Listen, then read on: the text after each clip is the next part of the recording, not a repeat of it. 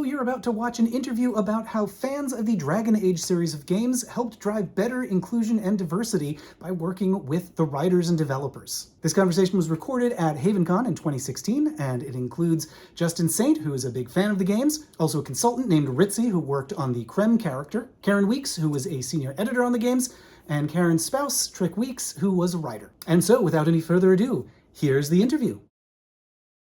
My name is Patrick Weekes. I was a writer on the Mass Effect series, and with Dragon Age Inquisition, I moved over to become a writer on the Dragon Age series. And after Dragon Age Inquisition shipped and David Gator moved on to other projects, I took over as lead writer of the Dragon Age franchise. And I'm Karin Weekes. I am an editor at BioWare, so I get to work on all the projects, and I have done editing for Mass Effect 2 and 3 and Dragon Age Origins 2 and Inquisition. I'm Nick Ritzinger, and I play the games. I'm Justin Saint, and yes, I have a big love affair with the Dragon Age series. So play it like pretty much my favorite game of all time. So we had the panel because we make a lot of assumptions when making games. We have to make our best guesses as to what players are going to want, what they're going to need, what story they want to tell, and how we can help with that. And the panels are a good chance for us to just get feedback and hear people say, here's something that we don't think you've considered, and we would really like to see that in the game. And it's important for us to hear that. So for us, we were hoping to get a sense of things we were missing, of blind spots that we had, as a group of well-intentioned but ultimately at the time very homogenous game developers. So that's what we were looking for. Yeah, and just a chance to open up that forum for discussion. And a little bit of it was explaining sort of some of the hurdles, some of the constraints that we're working at as developers. We have a certain budget, we have certain tools, we can't, as much as we would love to have every single possible representation, permutation of what every person could look like in every kind of background, we kind of have to pick and choose and figure out. So we're looking at how do we, since our efforts have to be targeted, how can we do that better? Where have we not looked that we could be doing better, and just getting feedback from people and hoping we could have a good talk about that. At least on my end, I had written, so this was after Mass Effect 3, and I had written for, I'd done a little bit on Liara, who was romanceable by male shepherd or female shepherd. And I'd worked on Trainer, who was exclusively a same-sex romance. So it was not my, I had done various different types of romances before. I was interested in hearing what I'd gotten right, what I'd gotten wrong, and things I could look at doing in the future. So that, for me, that was what I was looking for. Yeah,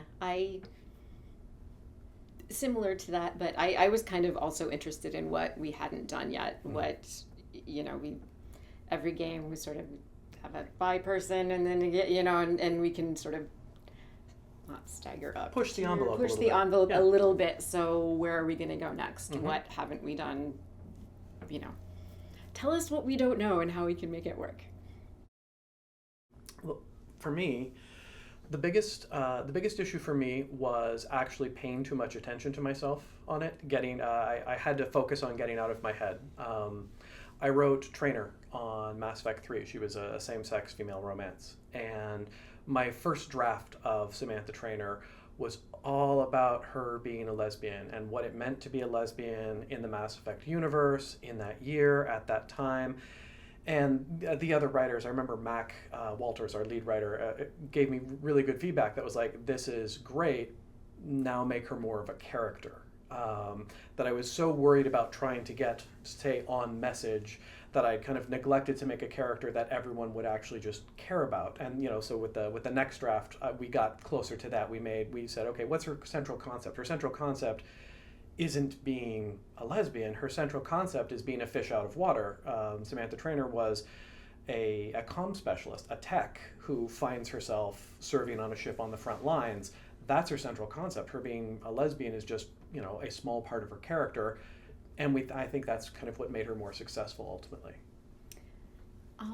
I think a challenge that we have, and we were talking about this earlier, for representation in games, specifically gender representation, is trying to talk about it without talking about it. Mm. Like, you're not gonna you don't open a conversation with, hello, I am your friendly neighborhood lesbian, you know, but you have to figure out how to, well, I guess some people might never say never, but so how to be open and discuss it and be inclusive, but do it in the right way and not have it be awkward and be in a way that feels real. And it's a tricky thing to do, particularly when, you know, I mean, a character looks like a character, so you're not necessarily going to know their orientation until it comes up in conversation. And how do you randomly have it come up in conversation and not have it be really weird? So I don't know. I just, any discussions like that we're always learning, and we're always trying to talk to other people and get feedback and figure out ways to do that better. Well, like, so in BioWare games, Sky was the first. Technically, well, yes, Sky was the first main one. Yeah. Was the first gay Yes. character. Yep. Was Sky bi, though, or was he No, gay? Sky was bi. Okay, sorry. As was Silk Fox. Yes. And some of that, honestly, is technical reasons, too, because when you have a romance scene, those are expensive, and there's motion capture and things like that. So to have a character be bi, it's easier technically to make that work than to have two separate scenes, one for women and women and one for women and men. And so it's more expensive having two sets of things. So that, and then also there's the, oh my gosh, are people going to freak out? And not only do people not freak out, they all went, yay! So we went, cool.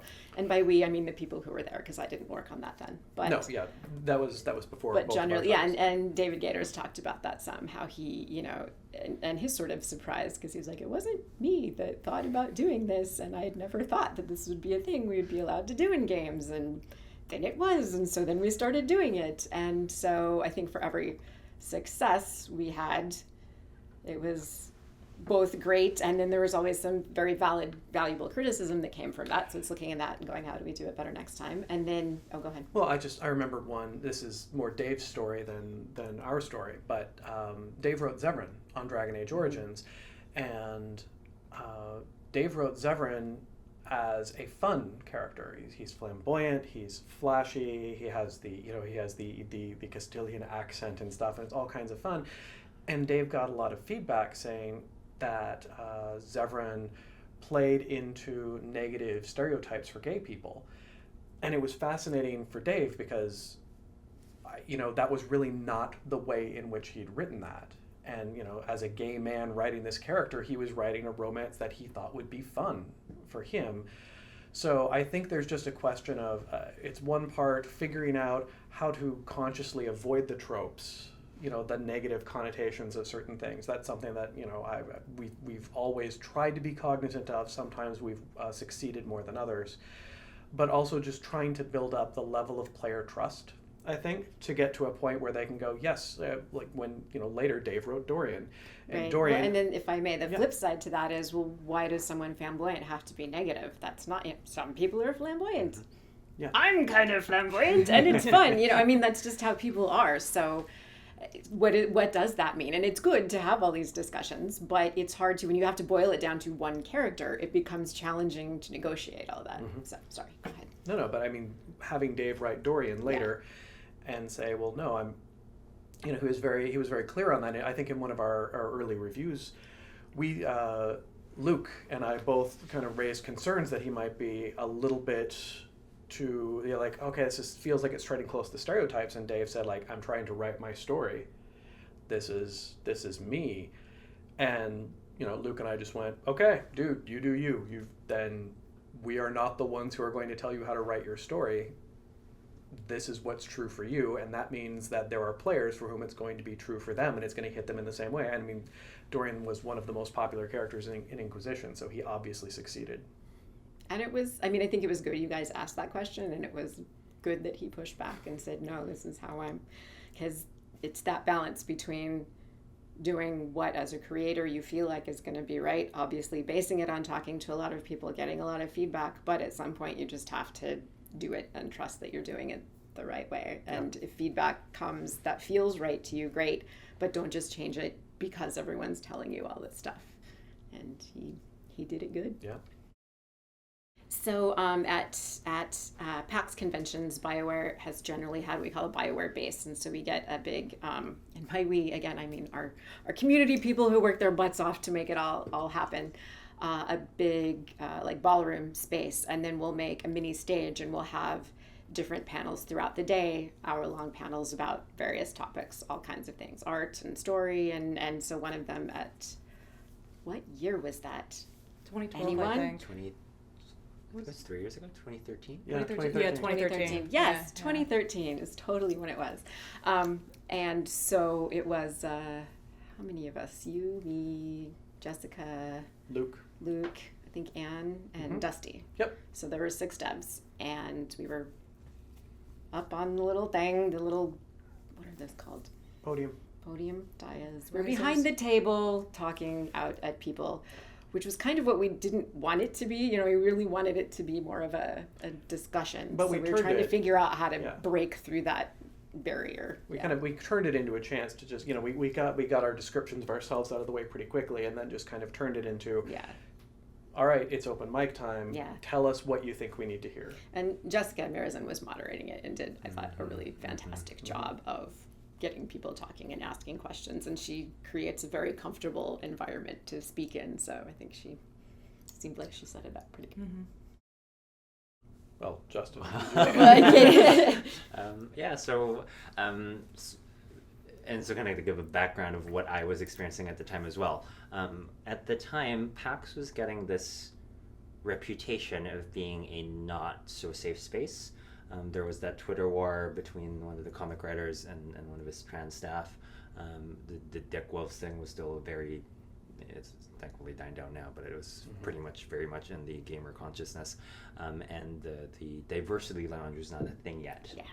And so at the time, I was leading a group called the Vancouver Gamers, and in Seattle there's a version as well.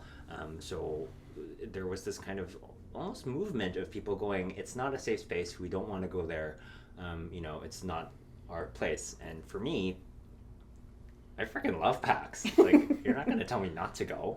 Like, screw with that. And for me specifically, I am in that weird box of I am not only a gay gamer, I'm also a very flamboyant drag queen.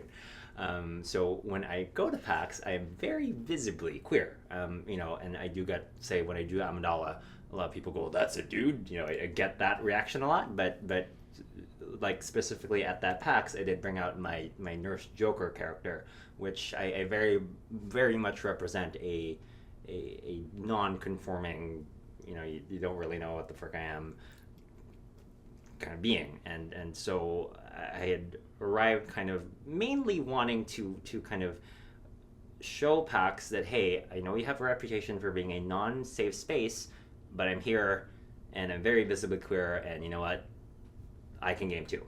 Screw it. And which I think is also what gave birth to Gamer X.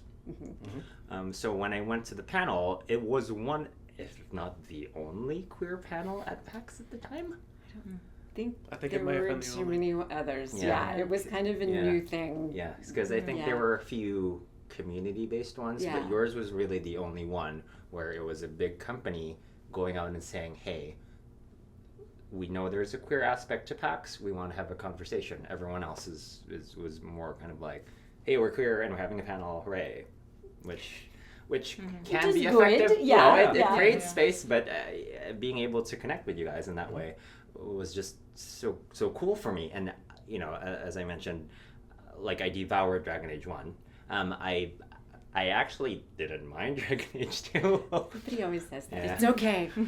Yeah, which Lots of people thought it was okay. right. So but it was post Dragon Age 2 when I came, and as I believe I mentioned in the panel, and the reason why I got so emotional when I saw the interview was because when I played 1, I didn't really go to the Pearl.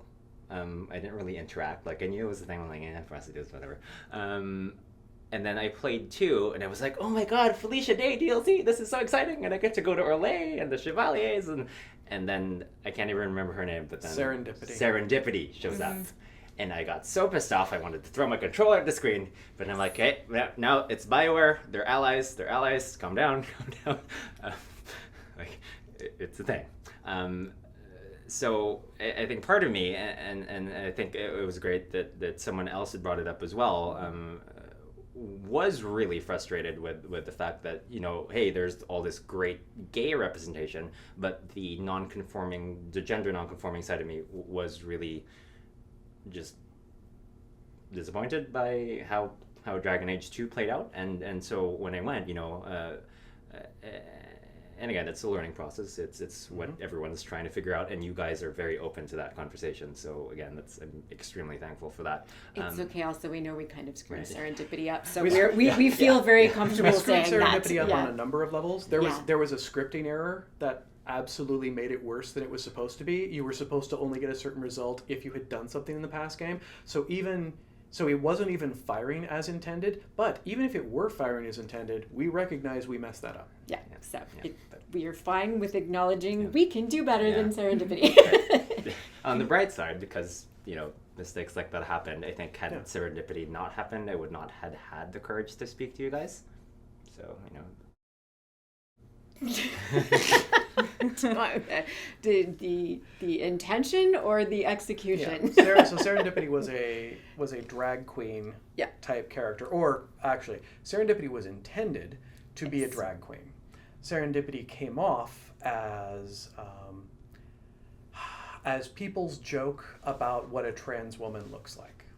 That was the unintentional execution, and that was not what was intended. Well, and she was in a brothel, and so it was supposed to be another funny kind of character that's in this brothel, and then in hindsight, that's the only place where she was in this brothel, as opposed to being outside doing anything else. So we had unintentionally backed ourselves into some stereotyping there. Feel free to add as necessary. well, for me personally, like drag is supposed to be this. It's not. It is meant to be offensive, right? Like my drag grandmother, her one of her famous catchphrases is, "Girl, if you're offending someone, you're doing something right." And so in a way, because your intention was that it was supposed to be a drag queen, that did get the some of the, I guess it got some reactions out it did get some attention. Yes. But again, I feel that because that did happen, and to be frank, there hasn't been that much in RPGs anyway, which is kind of my realm.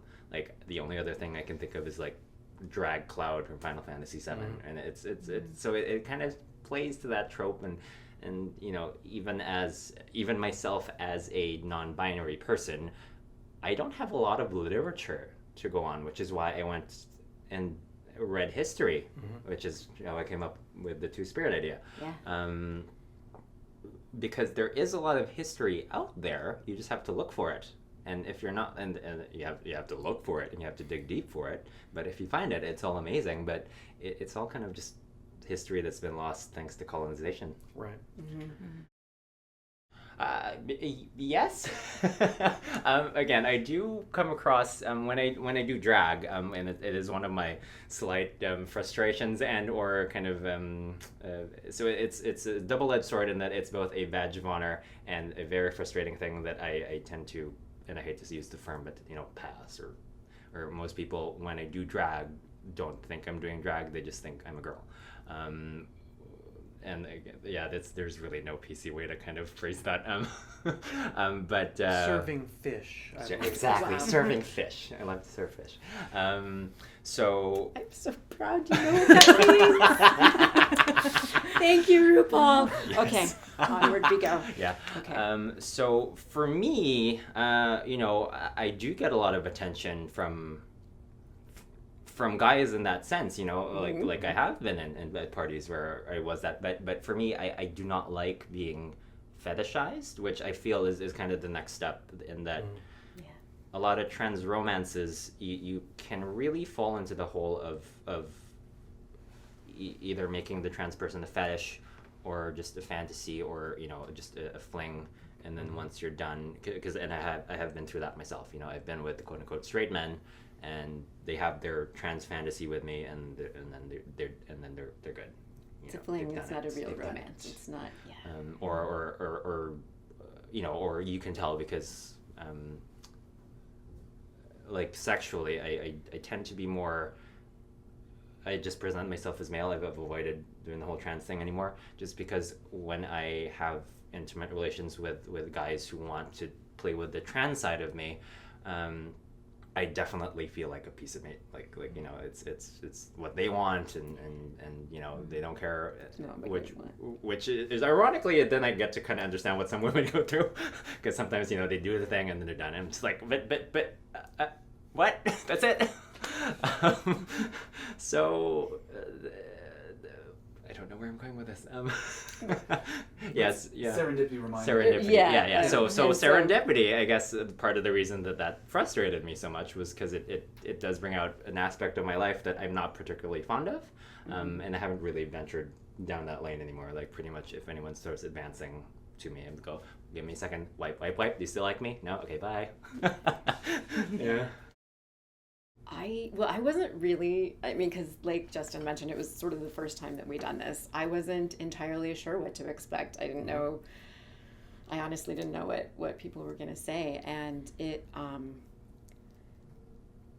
was, I would say, equal parts for me validating and humbling, to feel like that it was good that we were, and we, all of us at BioWare, put a value on trying to be inclusive and include not just straight people and straight romances, but also to hear stories like that and just be faced with the pain that's under misrepresentation and stereotypes, and either being erased completely, or when you are represented, being represented in ways that You're are painful fetishized. and fetishized. Yeah. And that I still Yeah. kind of, it hurts my Well, soul sort of to hear, and just to be in a place where it's good to be able to express that, but it's also very painful and very brave for people to talk about it. So it was an intense experience for me anyway. and I think there was another side of it there for me as well, because there was an equally positive side of the panel. Hearing comments from people that were saying, you helped me realize that I was gay. Do you recall what people said? Like, Oh yes, people said, you helped me. They literally said, you helped me realize I was gay. Your characters gave me the courage to come out as bisexual. Your playing your game got me through a time where otherwise I was considering killing myself. And that is really, it's good, but it's really raw. And hearing that, there is an element to which I can't speak for Karin or any of the other devs, but I feel like I'm making entertainment. I'm not curing cancer. I'm not healing the sick. I'm not ending wars. And so there's an element to which I want to push back against that and go like, whoa, I'm not doing anything really important. But at that point, hearing that many people say that, you realize it's not about you at that point. It's not about whether I, Patrick, comfortable guy in a heterosexual marriage, feels like this is something that's appropriate. It's like, no, okay, a line full of people just said this is important and this matters. And it wasn't just hearing the negativity. It wasn't just hearing serendipity was offensive and bad. It was hearing serendipity was offensive and bad. And also there's an equal number of people saying, oh my God, we're never going to get a trans character done respectfully in games until BioWare does it. That's what someone said. They said like we need to see a trans character in games, and let's be honest, it's not going to happen until BioWare does it. And we went, okay, well, I'm not sure I'm comfortable with this, and I'm really, really worried about messing it up. But if there are people who are telling us, you know, you saved our lives about gay stuff, if we can do something that has some minor effect in the same way for trans people, for non-binary people, we owe it to them and to ourselves to try to make that attempt. You just said that much better than I did. I didn't mean to focus on the negative things, but more to focus on that, okay, we have to do this and we have to do it right. We cannot screw it up. We cannot, I don't want to be a part of something that tries and fails and makes people feel worse. So it became very serious in a very good way, I think. And so Well, after the panel. Two things. Oh, Well, sorry. I was so there were two things that happened during the panel. Oh, yes. And one was a non-binary person getting up, and I have talked about this before, and just saying I want to see someone like myself in a game who's not a monster, and that just cut right to the heart, and then that on top of because how do you tell someone that that's not reasonable? How do you say like, oh, I'm sorry, we didn't have the scope to make we didn't have the like budget you, to make someone like you who's not a monster. Sorry. And then I'm gonna ask you to recap what you said, because you probably remember it better than I do, and I'll make up something weird.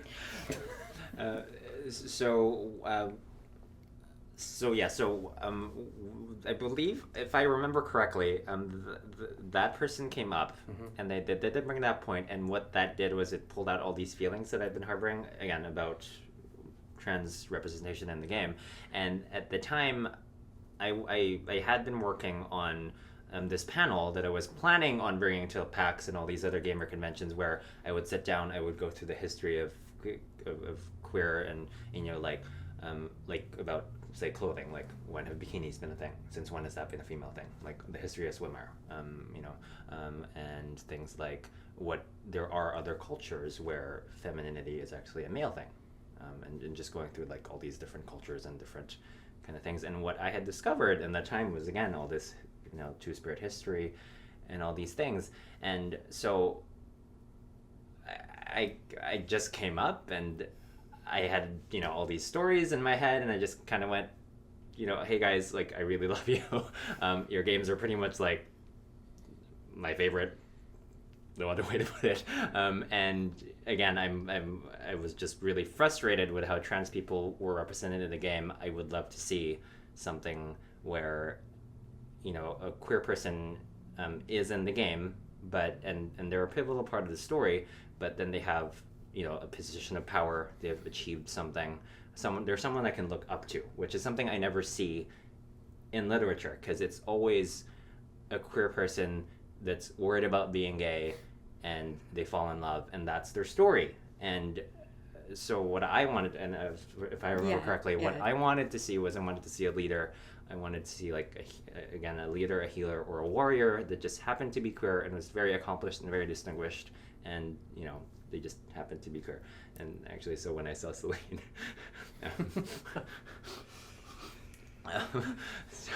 so I did actually have kind of that big oh my god moment when I saw Creme, and I do have a big love affair with big fabulous queens and their ridiculously fabulous gowns. And so when Celine showed up, I'm like, ooh, I love her. And then when I found out she was a lesbian, it just sent shivers down my spine. I'm just like, oh my god, this is what I've been wanting to see for all this time. And you guys made it happen, so. And it was hearing those two things kind of back to back. I mean, everyone, but that got up, and people are just so brave and so open and trusting that we could talk about this stuff and we would not screw it up.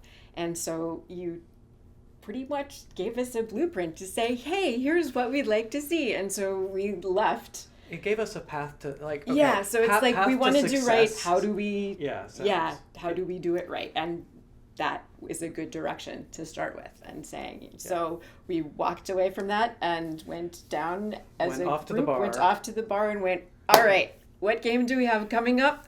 Who can we make this? Do? And it was great, because there was no, well, we're not going to. Sorry. You said, who can we do? Who said, who could we do? One of us said, who could we do? Anyway. Okay, no, but never mind. Sorry. But we went into it in the fantastic thing I thought was going into it in a solution-oriented way, and a bunch of extremely creative game developers going, okay, so look, it can't be Merchant Number 6 who's trans, because if Merchant Number 6 is trans, then either they still present as the other gender, in which case they come off as a joke, or they do present, or they don't present as the other gender, in which case, why would the conversation come up? Because Merchant Number 6 never has a reason to tell you he's trans. That's what Karin was talking about earlier. There's no reason to say, hi, by the way, I'm actually trans. That doesn't work. So it has to be someone who's important enough to the story that you have enough talks with them that it can come up naturally. we can't be any of the followers. We've already cast the actors. Right. Yeah. So at that point, if I may jump in, we were partway through Dragon Age Inquisition, and so we have one of the fun things about working on the writing teams is we have amazing who's doing who meetings where we plot out the charts of who's bi and who's gay and who can be, and then we have to budget it and figure all that out. So we had already done that with all the followers. And so, like Patrick said, we knew it couldn't be that, but we were like, all right, who have we not what characters do we have that we haven't fully developed that this would make sense for? Right. And Krem jumped out at me because what I had the Iron Bull, and from a writing perspective, I had the Iron Bull as the leader of the mercenary company, the Bull's Chargers. What I needed was a representative for the Bull's Chargers because I knew that the plot point I wanted to hit was I wanted the player to help the Iron Bull make the choice between leaving the Qun and staying in the Qun. And staying in the Qun would mean basically siding with his friend, an elf who follows the Qun and who is an old friend of his. And I needed someone who represented leaving, and it couldn't just be you because you might help him go either way. I needed someone who would be essentially a representative of life outside the Qun and the possibility that represented for Bull. And so that's why I said, okay, well, I also need to remind the player that the Iron Bull is the leader of a mercenary company because him being a leader in his own right is part of his character arc as well. So what if I have his lieutenant kind of present, there with him at all times? Because then it's also it has the potential to be emotionally impactful as well, because that way if you get the Chargers killed by making the Iron Bull choose to follow the Qun and sacrifice his own people to help the Qunari, then we actually literally remove his lieutenant from the spot in the tavern where he used to stand, and the player gets to go the rest of the game knowing like, oh, I made that decision. I helped the Iron Bull sacrifice one of his friends. That for us meant, okay, that's a character who is going to stand. He is an important part of the story. He represents basically one half of the Iron Bull's character development. And from a just pure logistics... He's a badass warrior. He's a badass warrior. So yes, what that gave me right there was, okay, this character is not about being trans. In the same way I talked earlier about having the problems with Samantha Trainer. Oh, she's a lesbian. Okay, but great. What's her character? Okay, Krem isn't about being trans. Krem is about being a badass warrior who left Tevinter and is now, the kind of the straight man suffering through the Iron Bull's bad jokes, and is also probably the one who does most of the logistics, since the Iron Bull is probably more of the idea guy as far as running a mercenary company is concerned. That right there gives Krem a really solid character, which meant that being trans would just be a part of that. It also worked because I wanted to show that the Iron Bull, again, another part of his character was I wanted to create a character who was as bro as possible without the toxic masculinity that comes with being bro. Mm-hmm. I wanted to say, yeah, this is a guy who absolutely likes, yeah, we're going to kill a dragon. It's going to be awesome. Are you okay with gay people? Hell yeah, gay people are great. Like, I wanted him to be like especially if they can kill dragons. Yeah, they can kill dragons. And it was important to show, like, okay, so a lot of the Iron Bull's mercenary company were going to be people who did not fit in their original culture.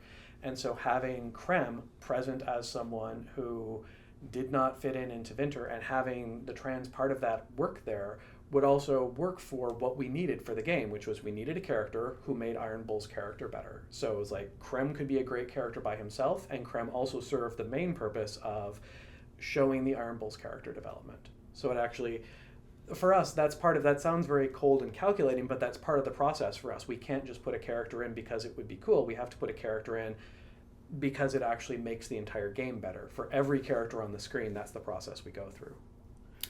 And once we got to that, it was really cool because as we started, mostly you, but as the idea started getting talked about on the development team, it was very reaffirming and reassuring to have every single person go, oh, okay, how are we going to do that right? And like nobody balked, nobody went, wow, should we do this? And every department literally was like, okay, that's cool. Yes, it makes sense for the game, and going through that game developer, okay.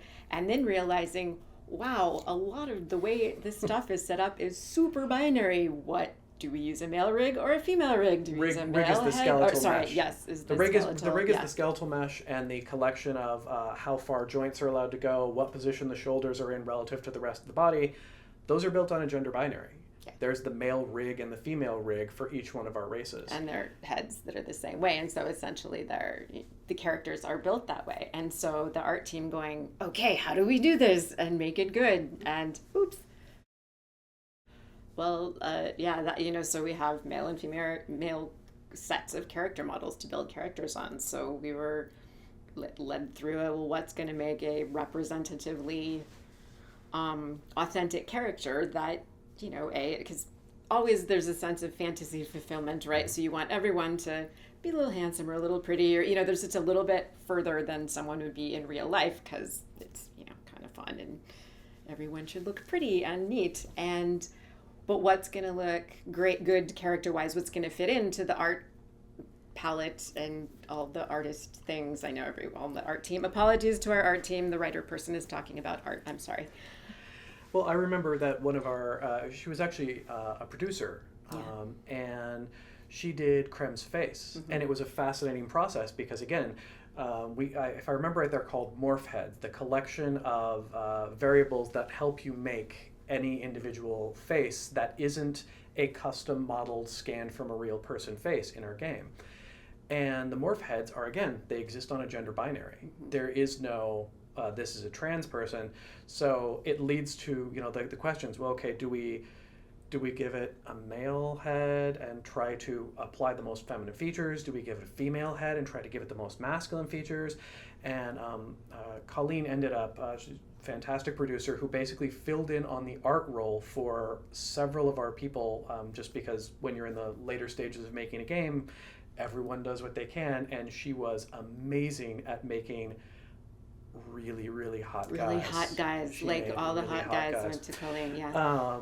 And she said, okay, so what I'm going to do is, if I remember right, I'm going to use the male skeleton for the morph head, but then I'm going to actually hack it to use female textures on it and apply there and do some custom shading. So she did this amazing amount of work, and again with the caveat of that's one department, and every department did their own version of this to say, this is difficult, it's a little bit more work than doing a standard cis character would be, but with the fixes we're doing this time, it'll be easier for us to do it next time. Mm-hmm. And if I recall, they used a female rig and put male armor. I think that yes, they custom did the male armor on the female, or they found one of the armors that was essentially, this one's gender neutral. Yeah, because there's some armor that would have different variants depending on, because dwarves and Canary and stuff like that. So finding ones that would fit on everyone. But it was a lot of experimentation and a lot of, does this look incredibly stupid? How is all this going? So on the point of feedback about things, we'll talk about the writing part of it. Yes, and then I wrote Krem. And writing Krem was really, really tricky and well outside of my comfort zone. So I was very, very fortunate that I had my friend Ritzy, and they are non-binary, and when I kind of hinted around, they were also fortunately already under an NDA from having visited BioWare, so they were someone I could share a few things with. And when I said, look, I'm trying to write this trans guy and I'm really worried about messing it up. We have a few trans people at the office, but not many who are really deeply involved in the writing process. And they and another friend were willing to take a look at this for me, and give me some really wonderful feedback so that only they got to see the versions with the really, really terrible mistakes in them. Oh, Patrick. That's a way to put it. Bless your heart on that first draft. When you have that drunk friend and they're so drunk they think they're being funny, but it's just your pants are just down around your ankles. And then you have the slightly more sober friend that comes up. It's like, no, just let me hike those up a little bit. We're going to put your belt back on. Okay, go back out and have fun.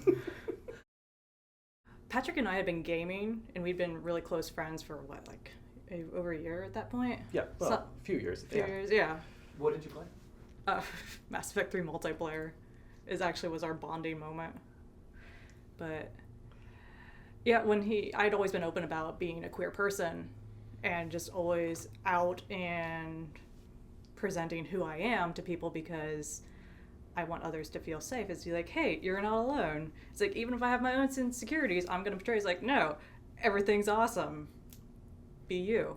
Don't worry about the rest. So when he came to me and said, hey, Ritzy, so I'm writing this character and can I have some input? I'm like, fuck yeah, you can. Girl, sit down. We'll have a chat.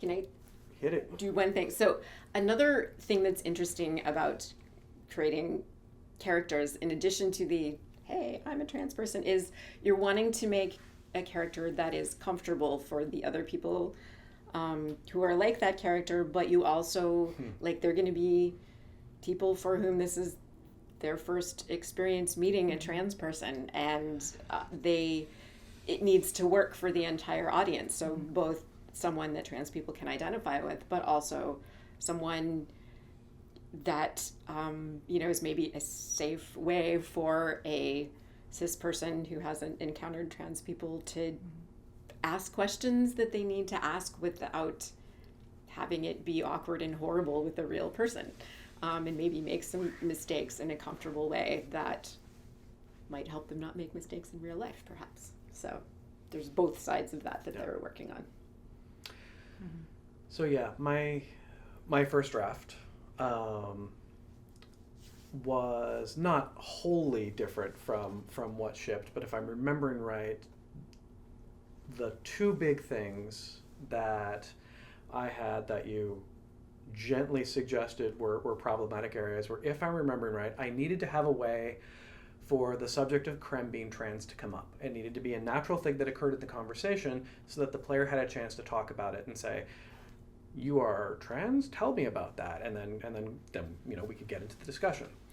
And in the initial draft, Bull was the one who brought it up.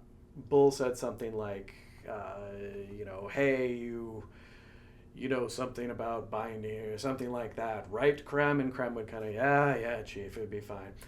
And Ritzy, you told me what an incredibly bad idea that was. Don't have the trans person outed by anyone other than the trans person. And that was something that had just never occurred to me. That was that trans people are not always, trans people exist on a spectrum of how comfortable they are talking about their stories. Some people will happily say, yep, I'm trans, I'm happy to talk about it, let's go. And other people are legitimately triggered into an anxiety attack if they are misgendered or have someone bring up their dead name, the name they used before they transitioned. And that was something that I was completely blind to. And to be really clear, I really appreciate you giving me the feedback and also saying, you brought it to me within a context of affection and trust, going like, look, Patrick, I know you're not trying to be an asshole. I know you are trying to present something positive. So within that context, here are the accidental landmines you stepped on in that process. It's just a learning process, and you were trying to learn, and it's just like, you learn by making stupid questions sometimes. And then you have the person sit you down and be like, it's okay, you're wrong. Bless your heart, you're trying. So let's kind of steer this the correct way. Yeah. So that's why we steered it back to, okay, so it would be okay if Krem brought it up himself, because Krem bringing it up himself in the conversation makes it clear to the player whether the player is the cis person who has never met a trans person in their life, or whether the player is a trans person going, oh, Krem's okay talking about it. So the player isn't being intrusive now by hitting the investigate hub. That's Krem bringing it up and going, yep, yeah, binding, that's a thing I do. Anyway, all right, great, cool, let's talk. That was the way that made it more comfortable.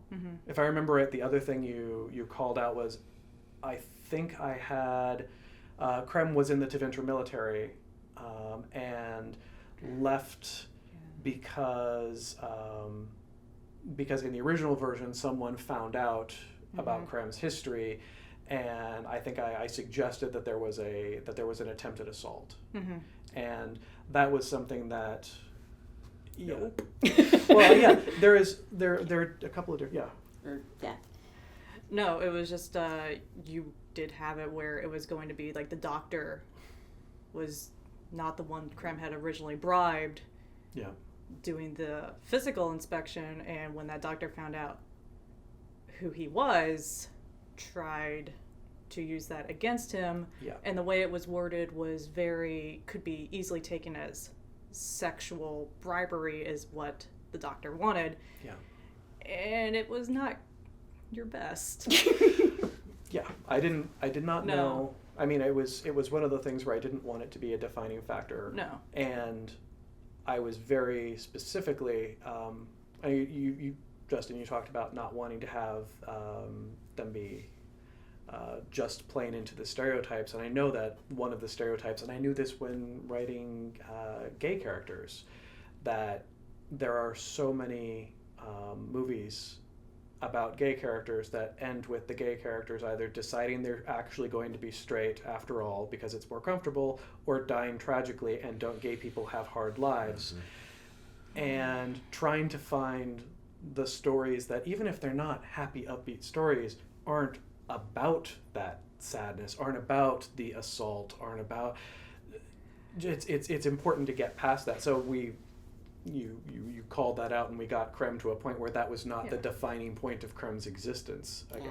So what else do you remember about it? Yeah. It's just that, it's like you can have that gritty, that grimdark with your queer characters, but don't always hit so close to home. You can kind of like skirt the edges, bring people back in, but there are some things where we live with it so much that's just like, I want to see myself in media, but I don't want to see the super shitty stuff that I see when I leave my house and I happen to use the bathroom and someone's like, no, what?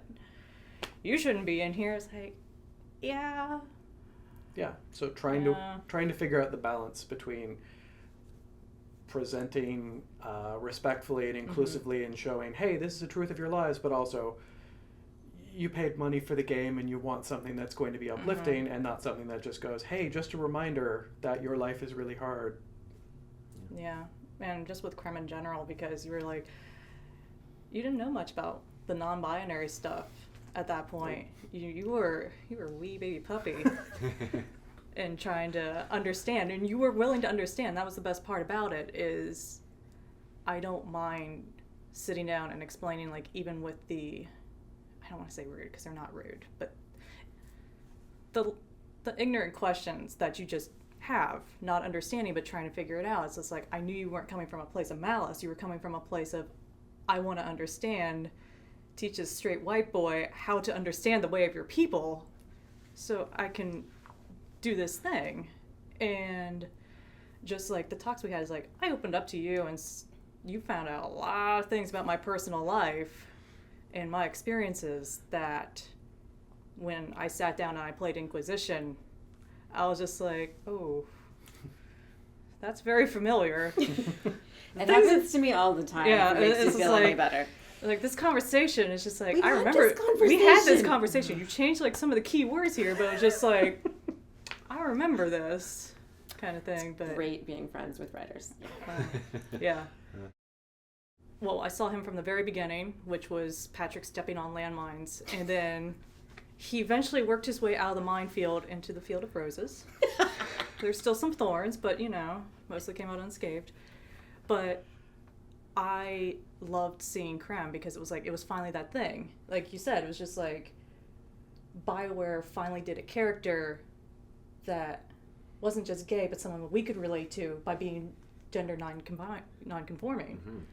And seeing that Krem not only was a thing, but then being me and just kind of troll and see what Tumblr's saying, what people are online are saying, and just seeing that the reception was also like, yes, this is the thing. It was very humbling just knowing that other people appreciated what was going on, and he's my baby. And I'm just like, I'm happy that he exists, because now it kind of like it opened that door where I feel like other game companies like outside of indie will be more daring and wanting to make their creme. Oh, it was very personal to me, especially because with the writing process, it's like there were many times when I was like, okay, Patrick, I'm going to tell you some of my personal stories, so make your shoulder comfortable because I'm going to cry on it. And I did. So I have like that extra personal connection to Creme. And what was the question? I'm sorry. Just what was it like when you saw when you like played and you? Oh yeah, it's just being able to see like a character that I could actually relate to. And God, it was just. It's one thing to see like a gay character because it's just like, okay, we finally get it. It's like media's been able to show gay characters, lesbian characters, bisexual characters, but as far as like trans characters, non-binary characters, we're still just pushed off to the side. It's like they'll mention us in passing or it's like a joke, but Or generally misunderstood. Or just generally misunderstood, yeah. And so to have Krem be like, no, I'm here, this is what I'm about, and very confident and presenting in who he is, it just felt really good. Because that's kind of like what I personally try to do too. It's just like, I'm non-binary, I'm genderqueer. I like to be out there so people know it's like, this is what I'm about, this is who I am. There are other people like me. And to see Krem be that and just be like, yeah, I'm here. I'm also, like, I'm not shy about the fact that I'm trans. I'm going to joke about it. I'm going to, make lighthearted about it because, well, that's kind of what Patrick and I do. It's just like, that's our coping mechanism is humor. And that's why, like, the Bull and Krem give each other shit all the time. Because it's a vital part of their characteristic. Yeah. If you look at Bull and Krem, half of Bull and Krem is dad jokes or grief giving or Krem poking fun at Bull, Bull poking fun at Krem. But the important thing for them is neither of them will ever poke each other in a spot where it's going to really wound. Bull, like I remember in Trespasser, Bull is telling dad jokes, he's making fun of Krem, and then goes, if he finds out that Krem has started dating Meriden, a bard, he will say, oh, so you're dating that, haha, joke, joke, joke, joke. Hey, do you need me to talk with her about stuff? Or it's like, he's absolutely going to go like, yes, humor, humor, humor, but I'm here with you if anything real happens, and, like, that balance. Yes, the balance of we are absolutely going to have fun with each other because we are comfortable with each other, and that is the relationship we have, but I have your back if anything serious ever comes up. The tavern scene, I think, is the best one where Can you describe? Yeah, when the tavern scene is the moment where you get to actually meet Bull and his chargers. It's like that's the group bonding moment. That's where if you don't already have picked up on the fact that Krem's trans, that's where Krem comes out and be like, sup? And just hearing the dialogue, it's like, because I'd already like read through the dialogue and the different choices and everything when I was going through it, Patrick, so I kind of already knew it was going to happen, but to see it actually on screen, voiced and acted out with the character models, it put on a whole new light of, holy shit, this is real. This was a thing that was talked about, and now it's a thing that actually exists, and it's not just me that's going to be seeing it. There's millions of people who have bought this game and are going to be seeing this. And then there was a couple conversations, like, mostly it's when Krem talks about his personal life and like looking in the mirror and not seeing one person but feeling another. That was one moment where it's just like, oh, this is a conversation we had. And just when Krem talks about his past, there's a lot about Krem's past that is very much similar to what I went through personally. And so just seeing that, it was just like, ooh, hitting close to home a wee bit, but not in a bad way. Like, it's nothing I shy away from. But it was just one of those. It was just one of those, like, yeah. This, I don't know. It's you. It's me. And then, Or of course, part of you. it's a or part, there's- yeah. It's one of those things where it's just like seeing some things that were my real life experiences tweaked and touched on and then made into Krem is just like, it was that connection. It was like, yep, I know exactly what he's feeling. I know exactly this past he's talking about. Might have lived a wee bit of it, so yeah. And then, of course, Bull comes in, gives a friendly shit talking. I'm like, oh yeah, this is where Patrick came in. It was like trying to comfort me because I was crying. And then everything got better. But yeah. I was going to say, so how did, looping back to serendipity versus Krem, like, how did you... The gold star moment, I feel, so the kind of when I went the whole like, oh guys, you did well, gold star everywhere, stars everywhere, was Trespasser. Mm-hmm. Because so Krem in the game, the main game for me, was just so comfortable. For me, it was just like, this is what I've been waiting for, it's finally here, thank God. That's so good to hear. Trespasser, however, was when I kind of we went from what we wanted to did better. There were a few points in Trespasser where I kind of went, what? One of them was the letters, the epilogue letters. So at the time, I was trying out a long-distance relationship, and I liked how Dorian's story arc went, and I know this is more David, but it really struck home to me because I liked how it starts off as kind of the daddy issues, which to me, I know some gays had issues with it. I have those same issues in my family, so that story really hit home. And I think in the tower scene, I'm pretty sure I cried. But then when it goes into the whole part of, hey, this stuff's going on in my family, I need to go, that kind of took it to the whole, it's not a tragic, gay love story where somebody dies story, but it is a real situation where, people have to deal with, and I was dealing with it myself at the time, where you have two people that really love each other, but one of them has to move away, and what are you going to do about it? So when I got the letter from Dorian kind of describing, they still kind of see each other, and I'm like, God, I wish I had that magical thing that he had so they could see each other. I'm like, God, I would still be with my, my guy at the time, had that been a thing in real life. But then, so that was number one gold star. Number two gold star was I had gone with Cole as Spirit.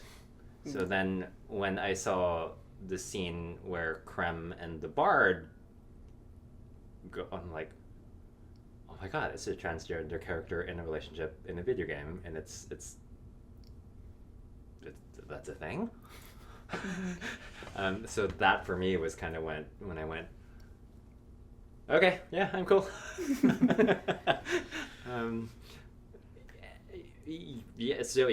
So pretty much for me, just the overall arc is I know you guys have probably received tons of feedback regarding the characters in the game. I think just in this case, I do feel confident that you guys did kind of did the best that you could, and you did kind of, even though the characters did touch on a lot of stereotypes, you still kind of made it new and fresh, and that's Thanks. Just really. Thank you for suggesting that we do that. Yeah. Back. That, so Thanks thank for you giving us the push. for pushing us towards it. Yeah. That actually needed it. reminds me. Because, when you were starting the Trespasser DLC, you actually messaged me. It's like, hey, I so... did the exact same thing with you again. Yeah, he did the exact same thing again. It's like, hey, so, Ritzy, what if in some instances Krem had a girlfriend, and how would we approach the talk that obviously needs to happen, because that's a thing that happens in trans and non-binary. You did this incredibly diligent hunt through all of these webcomics I did. to try and find people having the talk. Yeah. And here's how to give it, and then trying to, you say that, you don't say that, that's healthy. Okay, great. That sounds good. Okay, now I got to distill that to like 3 lines. So Word budget. And then I ended up showing you the one because of the word budget and everything, and I Yeah. understood how the sausage was being made, for lack of a better term. No, it's a really applicable term. Yeah. And there was this one webcomic where it was 2 trans individuals, a trans man and a trans woman, having a relationship, and the way that the comic was done was they're talking, but none of the dialogue's shown. they shoot it through a window, so you're Yeah. Oh, interesting. so the reader gets to see, oh, they're having the conversation. Now they're laughing. Right. So it's accepting, Hmm. but it's not Intrusive? It's not intrusive. It's Yeah. not explicitly said. It doesn't go into Oh, excruciating cool. detail. It was just really well done, and I'm just like, it could be something like that, Yep. or like with Cole or with the bowl, it'd just be like something like, oh yeah, we talked and it's fine. Yeah. Just say it's like, we already talked. It's like, it doesn't need to go in depth. Just like touching on it that, yeah, we talked, it's cool, move on. And that bridges it in like a snap, Yeah. rather than having to go into an immense word budget and all that. Negotiating on Negotiating, potentially awkward yeah. things. Yeah. And stepping on people's toes. It's like, well, I had to talk and it didn't go like that, or our talk was different, or, you know, there's different linguistics and things when you have those kind of conversations, and they're different per person, per couple, huge umbrella thing, so. Per situation. Per Yeah. situation, yeah. So just being able to be like, yep, we talked, it's cool. That's really all you need. It's just like with my girlfriend now. It's like, hey, Ritzy, how you doing with your girlfriend? It's just like, it's going well. We talked. Yay! She accepted me for being genderqueer. Hooray! Well, and I think another part of that is on the writing side, on the general game production side, I'm making a piece of entertainment, part of that, part of the word is entertain. If it's not entertaining for you to hear the conversation where you get into all the particulars and discuss the uncomfortable parts of it, well, then I shouldn't have that in there. I need to explain that has happened. But you didn't pay money for a game to have the uncomfortable talk that you dread having in real life. You pay for the game to see the character, you know, dating the bard and being happy and going like, great, look, that's awesome. Look, these are people deserving of love and happiness and romance in their own lives, and there's nothing strange about that, and they get to have a happy ending, and everyone they get just as many butterflies and rainbows as the straight characters and the cis characters. Like, that's the entertainment Well, side hopefully of it works out better than a lot of the cis characters in Dragon Age. Well, There's a okay, lot of it's heartbreak. Dragon Age. There's Yeah. a certain amount of There's heartbreak a certain amount of implicit in horror it, that yes. has to happen just on a general level. Yes. The thing is, it's like, with anything you put out there, there will be the good and there will also be the bad. And I saw the bad. I saw the criticisms. You had to dig through what they were trying to mean to get to the point. It's like, okay, yeah, I can see how that should have been done differently. I understand that. But the positive far outweighed any of the negatives. So it was just like, even if it was a day where it was just like everyone shitposting, being how Krim was somehow transphobic, which you do you. Tumblr. It would be like, but there's still like this one person who's like, hey, this made me realize that I'm not alone and I can actually see me in a video game when there's not any other media out there that I can see me in. And just like those simple little positives, as even when they were few on some days, but they far outweighed like even the most heart-wrenching bad ones, because it's just like, if something being out there in a positive light can save even one person from taking their own, people can bitch at me, they can tweet at me for days, and I won't care, is how I look at it. Yeah. I didn't personally, because I had no idea. I Spoilers! had no idea. So, which is why when I found out, I just, as I coined on Facebook, I said I started ugly crying attacks because it was during his screening and your segment came up, and I kind of started going, oh, and then all the emotions that I had from that attack started bubbling up again. Because, you know, I'm as an activist now, I'm a lot of my flame is simmered down I'm not, and part of it was at the time I had been working so hard to kind of try to create a positive queer visibility within the community, but I burned out because I felt like I was going nowhere. And then and then I saw the interview, and then I was like, oh. So it was a screening for, I'm guessing, what this is going to be in this documentary. So we had seen a preview, and it was hosted by yourself, and so a lot of it was kind of stories from different queer persons, and most of it was pretty much queer persons within the community. But it ended with Karin, and I'd always had huge respect for Karin. I believe my Joker flirted with you the very first time we met. I thus far, I'll go back into how much I was coveting the boots in the Joker. Like, that was literally our first interaction, was me going, oh my God, those boots. And you came and you put your foot up on the thing all sexy, and I about died. So, I'm not that flexible anymore.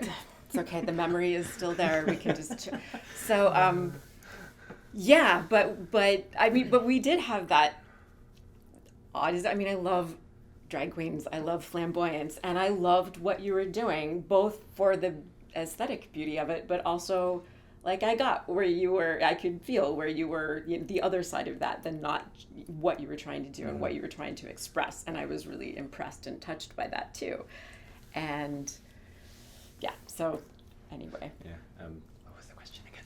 Oh, so what happened when happened? You saw? I totally interrupted you because I was squealing about your boots. I'm sorry. So you can start over because I was like, oh my God, the red leather boots were amazing. They were amazing boots. And I was also I made the mistake of wearing 2 left feet.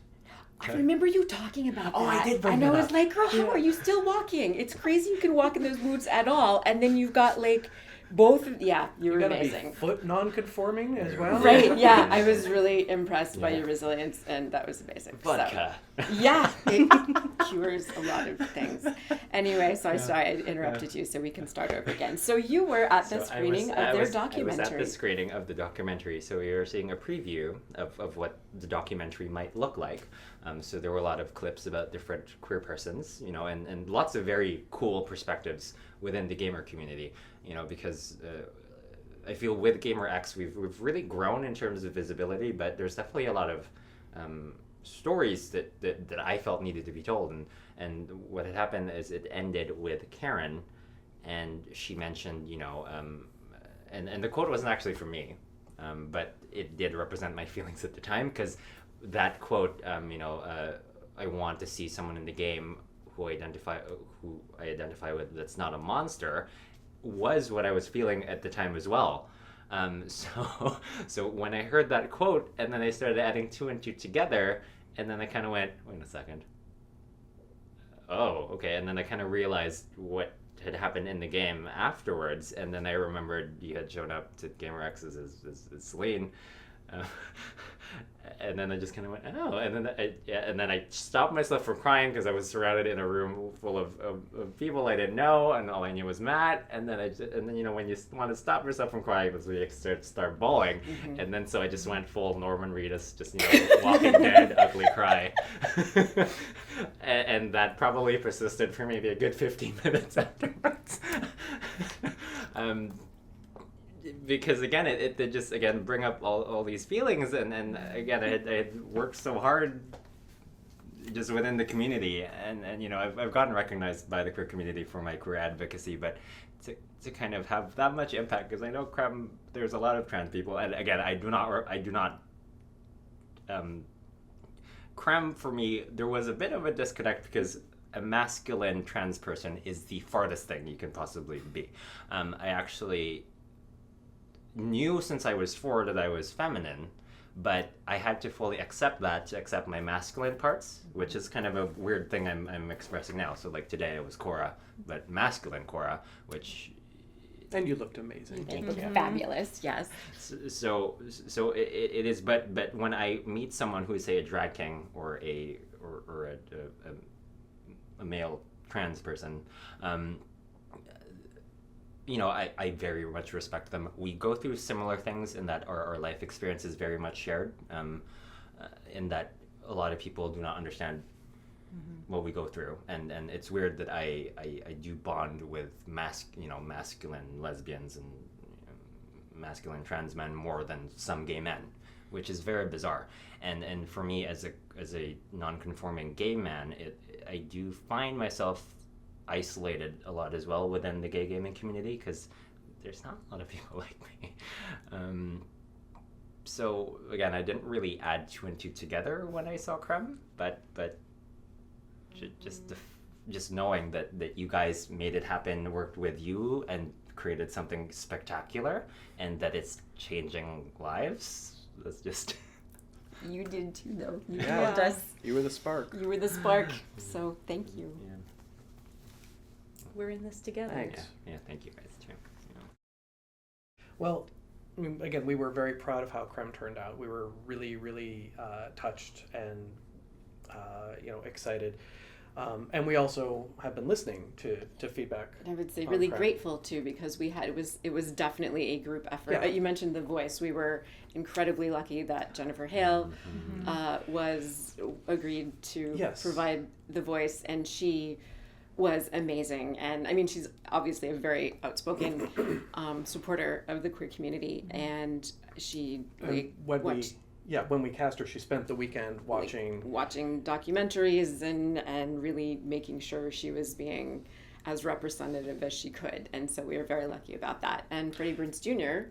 Freddie Prinze Jr. was is amazing. on board and just like, yep, let's do this. I mean, he was kind of that dude bro, non-toxic, the non-toxic dude bro. and he's like, he's amazing. He's just like, just an incredible oh person. yeah, great, okay, I'll talk about Creme. Yeah, no one's gonna mess with Creme. It's like, great, okay, that's awesome.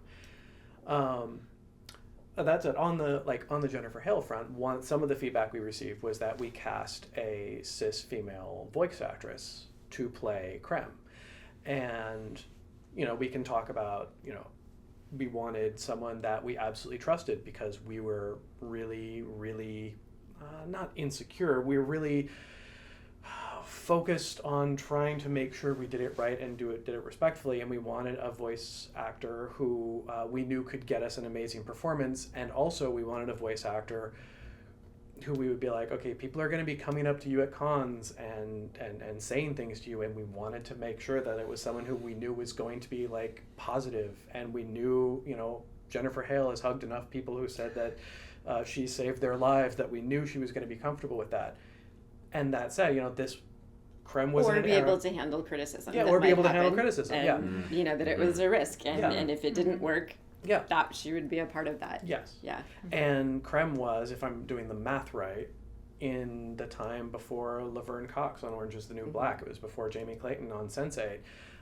So we didn't have a big stable of trans voice actors to pick from.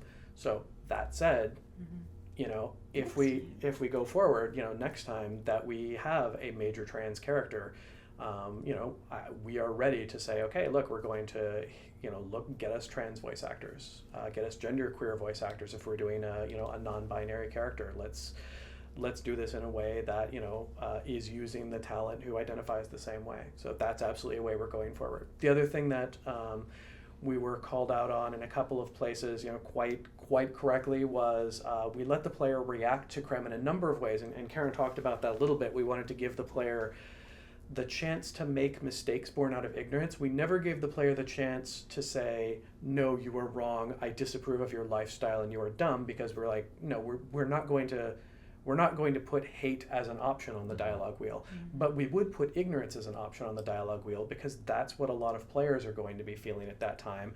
And this was a safe space for them to go like, so wait, how does that? And then, Creme would tell them, and Bull would back Creme up. And if you've got a problem with Creme, you have a problem with Bull, so you best not have a problem with Creme. But we never put in the option to say me too.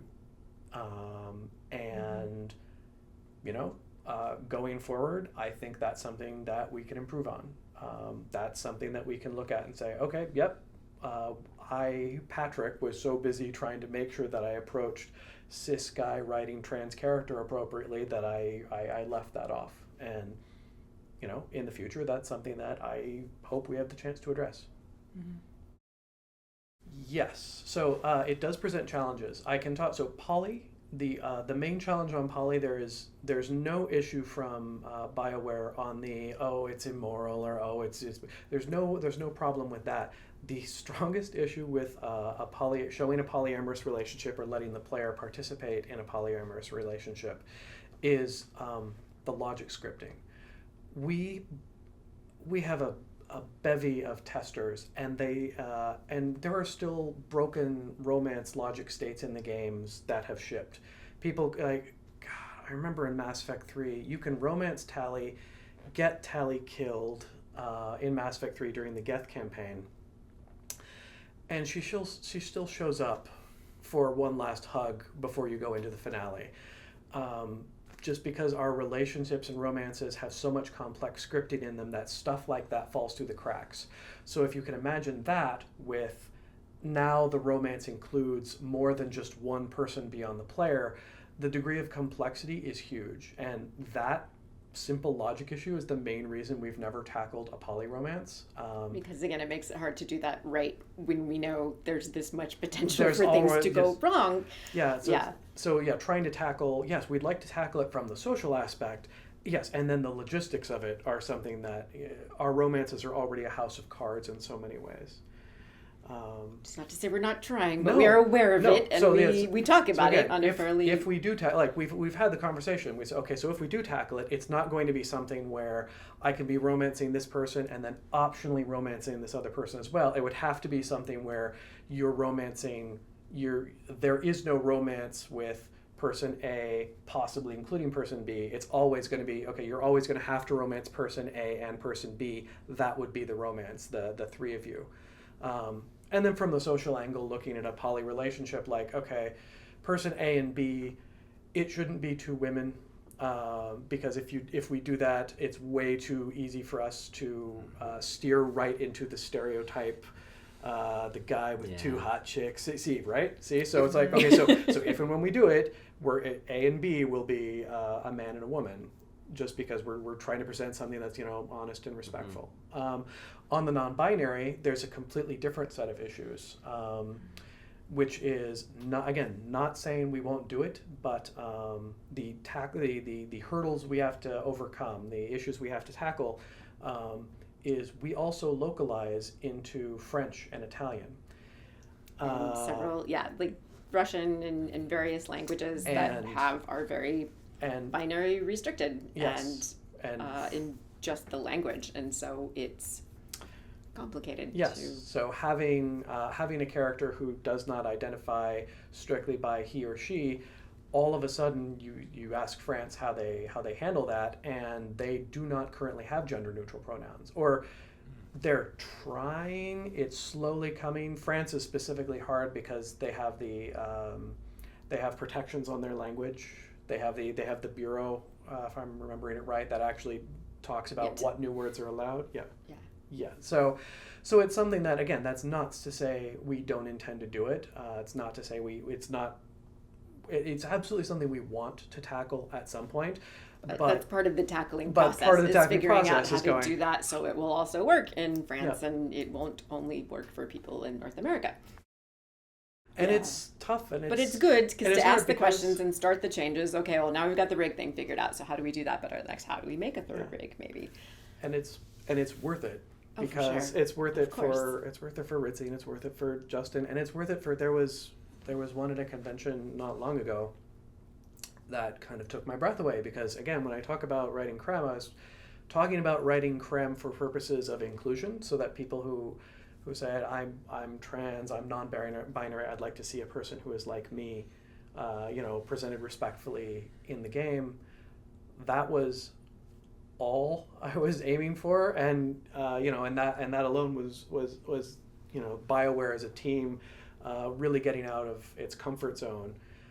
I ran into a person at a convention who said, they said creme was really, really important to me. Thank you so much for writing it. And I said, thank you. I really appreciate that.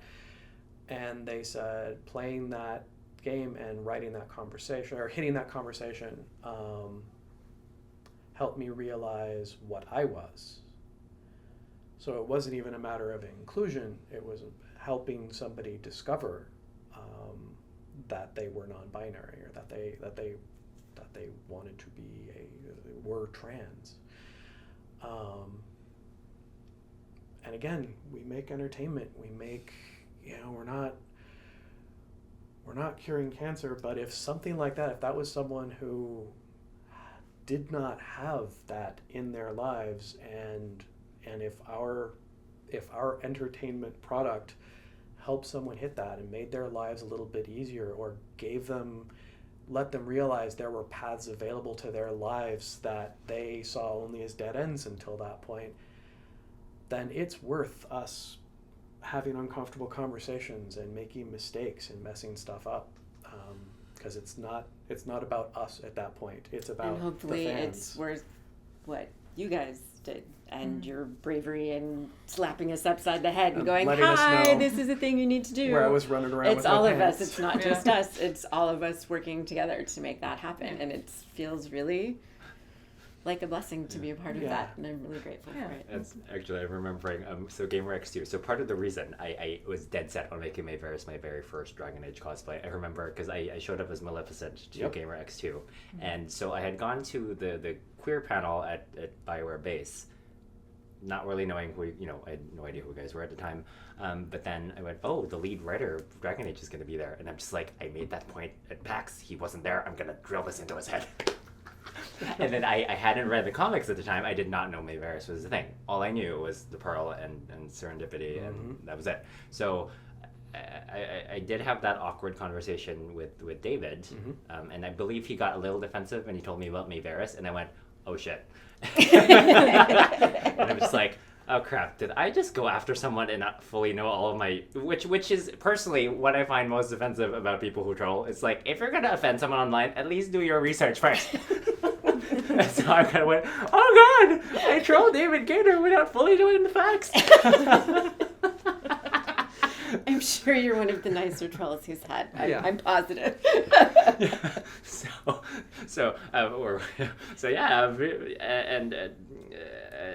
was it? And actually, so it kind of went off on a tangent, but on the polyamory side, so one thing so I'm poly.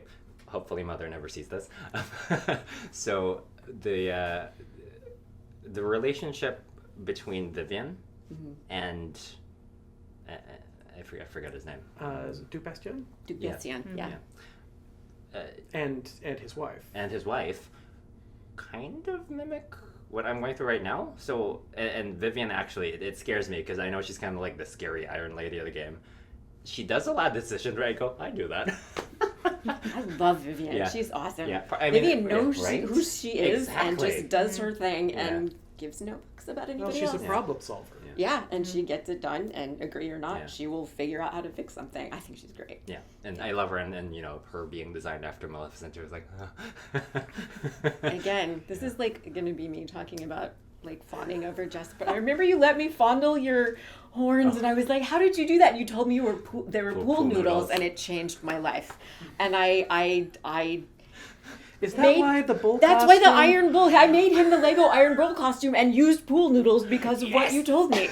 So again, the ways you've affected our lives are amazing and profound. Well, some profounder than others, I suppose. Well, hey, those pool noodles were pretty profound. That was hard. I'm just saying. Anyway, yes. But, so for me, when we got to the part where Vivian talks about her relationship, and it's a very healthy relationship with both her lover and her lover's wife, and then you get to the scene where you have to get the heart, which for me is like super cool. I'm just like, how evil queen is that? That's amazing. And then you get to the scene, and it's like sincerely intimate, and in my opinion, it's probably one of the more real cases of love that I've seen in the game, and so that scene for me is like near and dear to my heart. I absolutely love that scene just because in the game everyone seems to be so dead set on, oh, I want to date this person and I want to date that. And it's like, they're video game characters, guys. Like, come on. So for me, and I'm not very open again about being poly just because it's mom and blah blah blah, but for me to see that in the game, I think was already like an amazing first step for polyamory. Well, yeah, and like just because the player can't be involved doesn't necessarily mean we can't explore it in other ways like that. Yeah. So yeah, that's good to know. And again, I'm one opinion. I know there's a lot of, but for me that was Cool. That's important. yeah, that was important, and it was. Granted, Vivian, a lot of people don't relate to Vivian, but except for me. I don't No, care. actually, a lot of people I love relate to her. Vivian. Yeah. More And than her you purple realize. eyeshadow, More just than you think. everything. No, yeah, Oh, she's just fabulous. Right? Yes. Right. Well, I bring up that I really relate to Vivian, and a lot of the Dragon Agers kind of go, what? And I'm just like, I do Maleficent. I'm like, fuck off. Yes. Yes. No, the people who get it totally get it. So, yeah, Yeah. So. it's all good. Well, okay, this is dumb. But okay, so I kind of ugly cried in the Lego movie. Oh God, yes. Because we took the kids to the Lego movie at the premiere, and there's the scene where it goes into real life, and you see the dad come downstairs, and the dad had Lord Business's hair, and the dad is the one who's been gluing all the Lego figures together, and has all the signs saying "Don't touch," and you get to see the dad, not entirely a villain, but a control freak in his own way. And again, it was just me realizing how much of myself was Lord Business. There's a reason Lord Business is my Twitter avatar, because it just made me realize some things about myself, and how I'm trying to maintain control in my own life, and how even if a lot of my life is not in order, and my Legos are in order, and my kids aren't allowed to touch them, I don't glue them down. I'm not quite there. You do have your spot in the basement. I That's do where have your my Legos spot in the go. basement Yeah. that the kids aren't allowed to touch. Yeah. So, it brought up some uncomfortable truths on my side.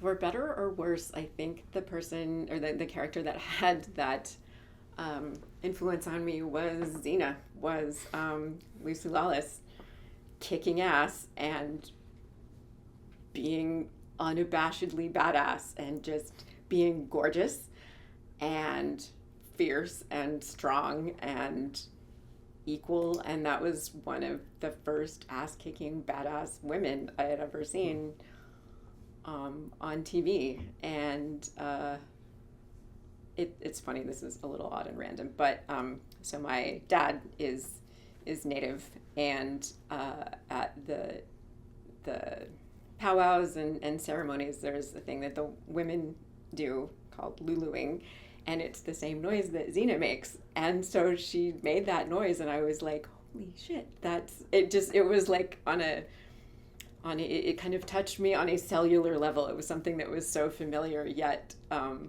was the first time I'd seen that in not one of those two areas. And so a strong female who was kicking ass and luluing was profound, and it let me know, helped me realize I didn't have to always be the person wearing makeup, and if I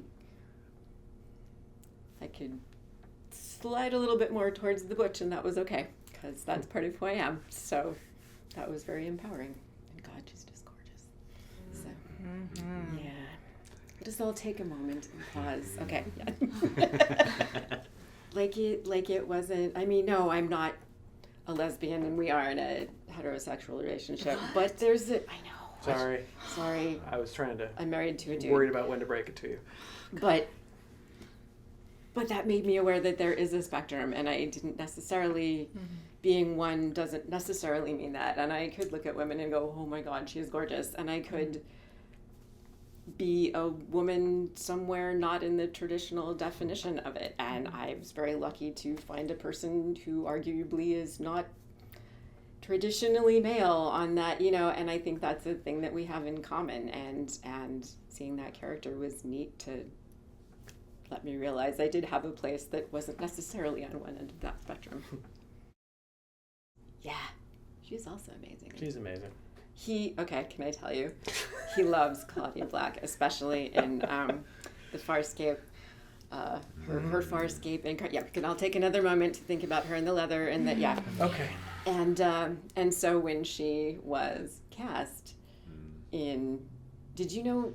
She was in Dragon Age. Yeah, so obviously, yeah. So she was Morgan in Dragon Age, but then in Mass Effect, she's the Asari bartender. The Asari bartender, And so he had a little trouble writing because he knew he was writing and Claudia Black was going to be reading the lines, and he was kind of freaking out. I mean, excited, but also didn't want to screw them up. And I think possibly one of the happier days of your life was hearing, because we can hear they cut up the lines, right, and then from the session, and then send them to us. But so she's reading the line, and she's doing this great accent that doesn't sound like her. It's this deadpan American. It's a low pitched American voice that she does. American and accent voice. It's something. No sex on the bar. Yeah, no. What can I get you? No sex. Just clean the bar. Yeah, and so she reads that line like that, and then in her delicious Claudia Black Australian accent says, "Oh, that's so dirty. That's the dirtiest lines I've ever read. That's wonderful." And he was just like in heaven. He was like, he still turns red. It's so cute. But he was like, "Oh my God, Claudia Black thinks I'm naughty. It's great." It was fabulous. Yeah. It was a pretty good day. It was a good day. Yeah.